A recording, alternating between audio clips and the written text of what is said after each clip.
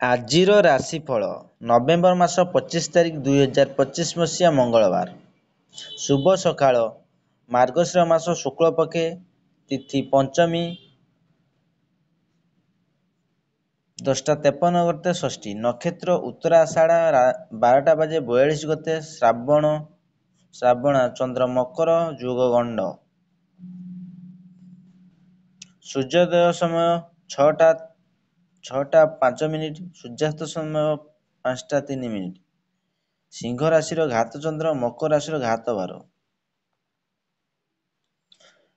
ଶୁଭ ସମୟ 6ଟା 53 ରୁ 8ଟା 53, 11ଟା 40 ରୁ 7ଟା 29। ବିଶୁଦ୍ଧ ମହେନ୍ଦ୍ର ବେଳା 5ଟା 18 ରୁ 7ଟା 28। କାଳ ବେଳା 12ଟା 53 ରୁ 2ଟା 20, ବାର ବେଳା 7ଟା 27 ରୁ 8ଟା 52। ଏହିସବୁ ସମୟରେ ଯେକୌଣସି କାମ କଲେ ଅଶୁଭ ହୋଇଥାଏ। ଆଜି ବେଲଭକ୍ଷଣ ନିଷେଧ। ଆଜି ବେଲଭକ୍ଷଣ କଲେ ଦେହ ପ୍ରତି ହାନିକାରକ ହୋଇଥାଏ। ଚାଲନ୍ତୁ 12ଗୋଟି ରାଶିର ନାମ ଜାଣିବା ଏବଂ କେମିତି ରହିଛି ଆପଣଙ୍କ ଦିନ ସେ ବିଷୟରେ ଜାଣିବା ପୂର୍ବରୁ ଭିଡ଼ିଓଟି ଭଲ ଲାଗିଲେ ଲାଇକ୍ ସେୟାର ସବସ୍କ୍ରାଇବ୍ କରିବେ। ପାଖରେ ଥିବା ବେଲ୍ ଆଇକନ୍ ଦେବେ ଅଲ୍ ନୋଟିଫିକେସନ୍ ଅନ୍ କରିବେ, ଯାହାଫଳରେ ନୂଆ ନୂଆ ଭିଡ଼ିଓ ପାଇପାରିବେ। ପ୍ରଥମେ ଦେଖିବା ମେଷ ରାଶି ବ୍ୟକ୍ତିମାନଙ୍କ ପାଇଁ। ଆଜି ପରିବାରର ସନ୍ଦେହ ଓ ଭୁଲ ବୁଝାମଣା ସୃଷ୍ଟି ହୋଇପାରେ। ନୈରାଶ୍ୟର ଛାୟା ଆଚ୍ଛାଦିତ ମନ ନିଷ୍ପତ୍ତି ନେବା ଦ୍ୱନ୍ଦ୍ୱରେ ପଡ଼ିବ। ଅଫିସରେ କୌଣସି ବିଷୟ ନେଇ ବୁଝାମଣା ତିକ୍ତତା ସୃଷ୍ଟି ହୋଇପାରେ। ଆଲୋଚନା ଆନୁଷ୍ଠାନିକ କାମରେ ଦ୍ୱନ୍ଦ୍ୱ ଦୂର ହୋଇପାରେ। ସେହିଭଳି ଦେଖିବା ବୃଷ ରାଶି ବ୍ୟକ୍ତିମାନଙ୍କ ପାଇଁ।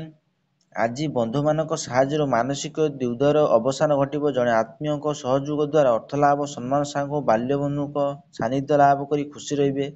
ଶିଳ୍ପ, ବାଣିଜ୍ୟ, ବ୍ୟବସାୟୀ, ପରିବହନ ନକ୍ଷତ୍ରରେ ସାମାନ୍ୟ ପ୍ରତିବନ୍ଧକ ଦେଖା ଦେଇପାରେ। ସେହିଭଳି ଦେଖିବା ମିଥୁନ ରାଶି ବ୍ୟକ୍ତିମାନଙ୍କ ପାଇଁ।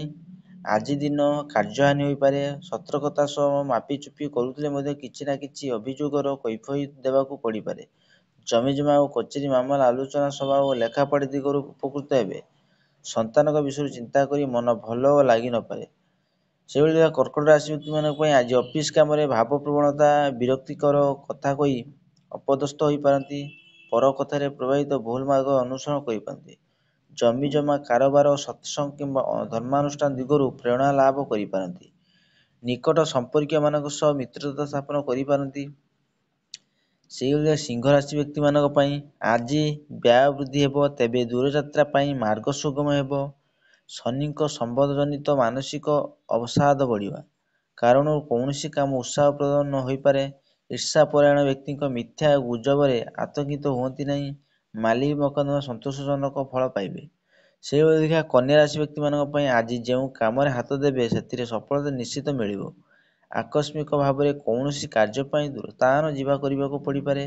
ପରିସ୍ଥିତିରେ ପଡ଼ି ଅଯଥା ଖର୍ଚ୍ଚାନ୍ତର ହେବେ। ଦେହ ଆରୋଗ୍ୟ ହେବା ସହ ଜନିତ ମଧ୍ୟ ଆନନ୍ଦିତ ରହିବ। ସେହିଭଳି ଦେଖିବା ତୁଳା ରାଶି ବ୍ୟକ୍ତିମାନଙ୍କ ପାଇଁ।